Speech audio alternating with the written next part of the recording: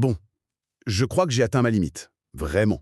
Je peux tenir une conversation en anglais, je peux présenter un projet, mais dès qu'il s'agit de choisir entre in, on ou at, ah, c'est la panique. Ah oui, C'est un tout petit mot, mais ça me sape toute ma confiance. Je doute de toute ma phrase après. c'est une frustration tellement commune chez les francophones. Mais la bonne nouvelle, c'est que le problème, ce n'est pas la mémoire, c'est la méthode. La méthode. Oui, on essaie d'apprendre des règles par cœur au lieu de juste comprendre la logique.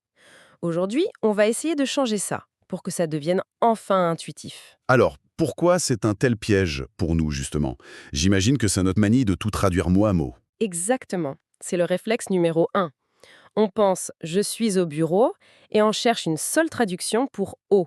Or, ça n'existe pas. D'accord. Le vrai déclic, c'est de comprendre que l'anglais est une langue très visuelle. Très spatial. Là où le français est plus conceptuel, l'anglais nous force à zoomer sur la situation. Chaque préposition, c'est un niveau de zoom différent. Un niveau de zoom. J'aime beaucoup cette image. Expliquez-moi comment ça marche avec les trois plus connus. In, on et at. Alors, prenons-les du plus large au plus précis. In, c'est le zoom le plus large. On est à l'intérieur d'un contenant, quelque chose avec des limites claires. Un contenant. Oui, par exemple, She lives in Paris ou I'm in the office. On est dans la ville, dans le bureau. C'est un espace fermé. Ah, je vois. Donc si je dis let's meet in the building Oui, ou let's meet at the building, les deux sont possibles, mais ça ne veut pas dire la même chose. c'est exactement ça. Vous anticipez déjà être. Être, c'est le zoom le plus précis. Un point de rendez-vous, une adresse, une heure. Let's meet at the reception. Ou alors, I'll see you at 9 o'clock. D'accord, le point précis. Voilà. Et entre les deux, on a on, qui représente une surface ou une ligne. The report is on my desk. Sur la surface du bureau, logique. Et pour les jours, c'est pareil. Une date, c'est comme une case sur la surface du calendrier. Donc, the meeting is on Monday. D'accord. Mais alors, l'exception qui tue. On dit I'm on the bus, mais techniquement, on est dans le bus. Comment la logique de surface s'applique là? Excellente question. C'est là que la logique évolue un peu. Pour les transports en commun où on peut se lever et marcher, comme un bus, un train, un avion, on utilise on comme si on était sur une plateforme de transport. Ah, d'accord. Espace plus petit, plus privé, comme une voiture, on revient à la logique du contenant. I'm in the car. C'est fascinant, c'est presque une nuance culturelle en fait.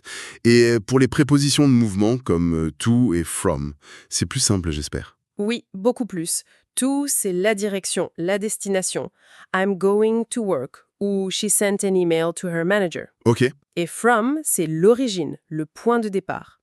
I'm coming from a meeting ou this package is from London. Simple nom. oui, ça va. Mais celle qui me pose un vrai problème, même en connaissant la théorie, c'est fort. À l'orage, sous la pression, mon cerveau cherche juste à traduire pour et je me bloque. Le piège de for, c'est qu'il a deux usages principaux. Le but ou la durée. Le but ou la durée. Voilà. Pour le but, I'm here for an interview. Et pour la durée, I lived in Dublin for 2 years.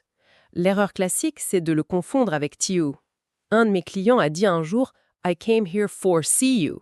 Au lieu de to see you. Je vois très bien l'erreur. C'est une petite erreur, mais qui montre bien ce réflexe de traduction. D'accord. Cette approche visuelle, elle est vraiment puissante. Mais comment on fait pour que ça devienne un automatisme? Passer de la compréhension à l'action, sans réfléchir. C'est ça le vrai défi. C'est précisément le cœur du problème. Et c'est là que des approches comme celle de Cabinet Action sont efficaces. Au lieu de liste de vocabulaire, on vous met en situation. C'est-à-dire? On vous plonge dans une simulation de réunion et on vous demande « Where is the project manager ?» Votre cerveau est obligé de visualiser et la réponse « In his office » ou « At the coffee machine » devient naturelle. Ce n'est plus une règle de grammaire, c'est la pratique en contexte qui crée le réflexe. Et j'imagine que se faire corriger au bon moment par quelqu'un, c'est crucial pour ne pas fixer les mauvaises habitudes. Absolument.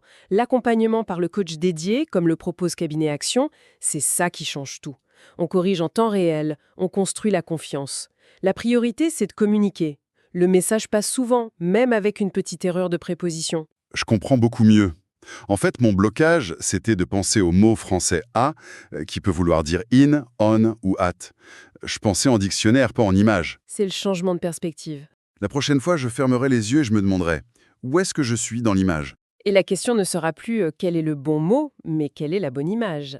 C'est peut-être ça la clé de la fluidité finalement. Merci d'avoir écouté cet épisode.